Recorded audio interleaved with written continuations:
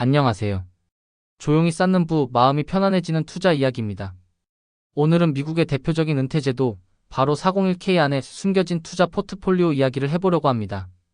이 제도 이름은 익숙하지만 실제 안에 어떤 종목이 담겨 있는지는 의외로 잘 모르시는 분이 많아요.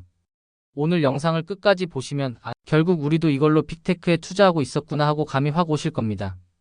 참고로 오늘 내용은 개인적인 의견일 뿐 투자 권유가 아니라는 점 꼭 기억해 주세요. 그럼 천천히 조용히 시작해 볼까요? 끝까지 보시면 401k 투자 안의 구조와 실제로 겹치는 상위 종목들까지 다 보여드릴게요. 도움이 되셨다면 구독과 좋아요로 함께 해주세요. 401k. 미국에서 일하는 대부분의 직장인이라면 한 번쯤 들어본 제도죠. 회사에서 급여 일부를 세전으로 적립하고 은퇴 이후 인출할 때 과세되는 구조. 그런데 이 안에 어떤 종목을 담을지는 우리가 정하는 게 아닙니다. 보통은 회사가 계약한 금융사 예를 들어 뱅가드, 피델리티, 블랙록, 슈왑 미리 메뉴를 만들어 둡니다. 우리는 그 안에서 선택만 하는 구조죠. 이때 가장 흔한 선택지가 바로 타깃데이트 펀드입니다. 이름이 좀 낯설지만 아주 단순합니다. 내가 은퇴할 시점을 기준으로 자동으로 조정되는 포트폴리오예요. 예를 들어 뱅가드 타겟 리타이어먼트 2050이라고 되어 있다면 2050년 즈음 은퇴할 사람을 위한 설계라는 뜻입니다. 지금은 주식 90%, 채권 10% 수준의 공격적인 포트폴리오지만 은퇴가 가까워질수록 주식 비중을 줄이고 채권연금성 비중을 늘립니다. 이걸 글라이드 패스라고 부릅니다. 비행기가 착륙할 때 천천히 각도를 낮추듯이 투자 위험을 점점 낮춰가는 구조예요. 이 타깃데이트 펀드, 실제로 401k 전체 자금의 절반 이상이 몰려 있습니다. 회사에서 신규 가입자에게 아무것도 선택하지 않아도 기본적으로 이 펀드로 자동 배정되죠. 그래서 미국인 대부분의 은퇴 자금은 사실상 이 펀드 안에 들어가 있다고 봐도 무방합니다. 그럼 이제 궁금하죠. 이 펀드 안에는 무엇이 들어있을까? 가장 대표적인 시리즈, 뱅가드 타겟 리타이어먼트 2050을 기준으로 보면 이 안에는 딱 4개 인덱스 펀드가 들어있습니다. 첫째, 미국 전체 주식시장에 투자하는 뱅가드 토털 스탁 마켓 인덱스. 둘째, 미국 외 해외 선진국 신흥국 주식을 담는 뱅가드 토털 인터내셔널 스탁 인덱스. 셋째, 미국 채권 시장 전체를 담은 뱅가드 토털 반드 마켓. 넷째, 해외 채권을 담은 뱅가드 토털 인터내셔널 반드 인덱스. 이렇게 4개 조합이 기본입니다.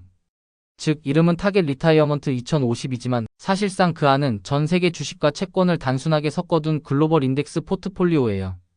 그리고 현재 시점 기준 비중은 미국 주식 약 54.7%, 해외 주식 약 37%, 미국 채권 약 5.8%, 해외 채권 약 2.4%, 즉 주식 약 92%, 채권 약 8% 정도. 아직 은퇴까지 25년 이상 남았기 때문에 주식 비중이 매우 높은 상태입니다. 그럼 이 안에 실제로 담긴 종목을 보면 어떨까요? 미국 주식 슬리브를 대표하는 뱅가드 토털 스탁 마켓. 인덱스는 CRSP US 토털 마켓 인덱스를 추종합니다. 이 지수는 미국 상장 주식 거의 전부를 포함하지만 시가총액 가중 방식이기 때문에 상위 10개 기업이 전체 비중의 3-40%를 차지합니다. 그 기업들은 누구일까요? 엔비디아, 마이크로소프트, 애플, 아마존, 메타, 브로드컴, 구글 알파벳, AC, 버크셔 해서웨이, 테슬라. 딱 S&P 500 상위 10개와 거의 같습니다. 즉, 이름은 다르지만 사실상 S&P 500의 영향력이 압도적인 구조입니다. 그래서 타깃데이트 펀드를 들고 있는 미국 직장인 대부분은 나는 개별 종목에 투자 안 해요. 그냥 은퇴 펀드에 넣었어요. 라고 말하지만 실제로는 엔비디아, 마이크로소프트, 애플에 이미 꾸준히 투자하고 있는 셈이죠. 이게 바로 401k의 숨은 진실입니다. 간접적으로 빅테크에 투자하고 있다는 것. 그럼 왜 이런 구조가 만들어졌을까요? 그 이유는 간단합니다. 장기적으로 미국 시장을 대표하는 대형주, 특히 기술 중심의 기업들이 전체 수익률을 이끌어왔기 때문이에요.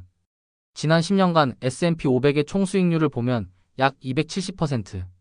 그중 상위 10개 기업이 만들어낸 기여도가 절반에 달합니다. 결국 지수를 추종하는 펀드라면 자연스럽게 빅테크 비중이 커질 수밖에 없는 구조죠. 이건 단점일까요? 아니면 장점일까요? 장기 투자자의 관점에선 오히려 장점에 가깝습니다. 왜냐하면 이 빅테크 중심의 구조는 미국의 혁신과 생산성, 그리고 세계 시장 점유율을 반영하기 때문이에요. 이 기업들은 단순히 주가가 오른 기업이 아니라 전 세계 소비와 산업 구조의 흐름을 바꿔온 주체들이기 때문이죠. 물론 집중도 리스크는 있습니다. 지금 기준으로 S&P 500 상위 10개 기업이 전체 지수의 38%를 차지합니다. 하지만 타깃데이트 펀드 안에서는 미국 주식이 포트폴리오의 절반 정도이기 때문에 전체 기준으로 보면 빅테크 집중도는 20% 초반 수준으로 희석됩니다. 그리고 나머지 절반은 해외 주식과 채권이 분산을 담당하죠. 예를 들어 해외 슬리브에는 TSMC, 텐센트, ASML, 네슬레, 노바티스 같은 글로벌 기업이 있습니다. 이런 구성이 미국 중심의 쏠림을 조금 완화해 줍니다. 정리하자면 타깃데이트 펀드는 단순하지만 자동으로 글로벌 분산이 되는 포트폴리오라고 볼 수 있습니다. 주식 비중은 시간에 따라 자동 조정되고 펀드 안에서 미국과 해외, 주식과 채권의 비중이 스스로 리밸런싱 됩니다. 즉, 아무것도 하지 않아도 적절히 관리되는 포트폴리오가 되는 셈이죠. 이 구조는 장기 투자 관점에서 굉장히 효율적입니다. 투자를 처음 시작하는 사람에게 시장 평균 이상의 성과를 기대하게 하는 대신 꾸준히 시장 평균 그대로를 가져가도록 설계되어 있습니다. 이게 복리의 본질과도 맞닿아 있죠. 복리는 화려한 단기 수익이 아니라 평균을 꾸준히 쌓는 힘에서 나옵니다. 401K는 그걸 시스템으로 만들어둔 구조예요. 그렇다면 우리에게 시사하는 점은 뭘까요? 한국에서도 이제 퇴직연금 DC형이나 IRP 같은 제도가 점점 401K와 비슷한 방향으로 가고 있습니다. ETF 기반 타깃데이트 펀드나 인덱스 펀드 중심의 디폴트 옵션이 확대되고 있죠. 즉, 이제는 개별 종목보다 자동으로 관리되는 장기 포트폴리오에 자금이 쌓이는 구조가 만들어지고 있습니다. 그리고 그 안에는 자연스럽게 미국 빅테크가 포함되어 있습니다. 결국 전 세계 장기 투자 자금이 모두 비슷한 방향으로 흘러가고 있다는 뜻이에요. 누군가는 직접 애플을 사고 누군가는 펀드를 통해 간접적으로 사고 형태만 다를 뿐 자본의 흐름은 같은 곳으로 모이고 있습니다. 이게 바로 복리의 길을 자동으로 걷는 구조입니다. 정한 날, 정한 금액, 정한 행동. 이 세 가지를 꾸준히 반복하면 결국 복리가 만들어집니다. 401K는 그 세 가지를 강제로 시스템화한 제도예요.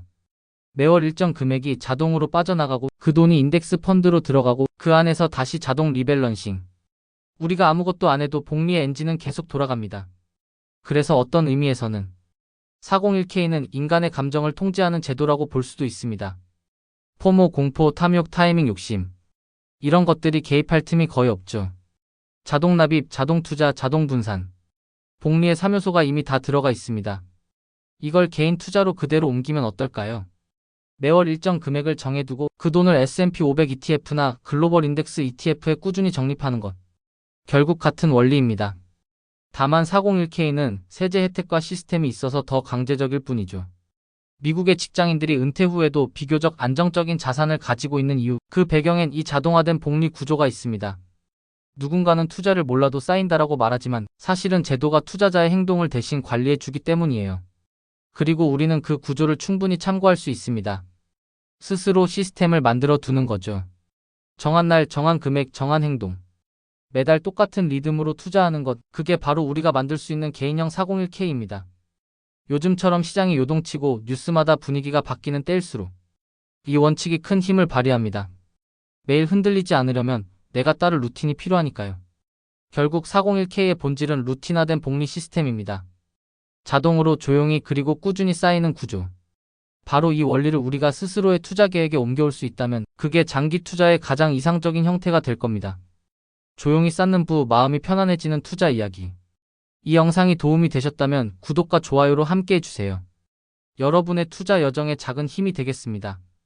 오늘 내용은 정보 전달을 위한 일반적인 내용입니다. 최종 판단과 책임은 투자자 본인에게 있습니다. 오늘도 조용히 쌓는 부와 함께 해주셔서 고맙습니다.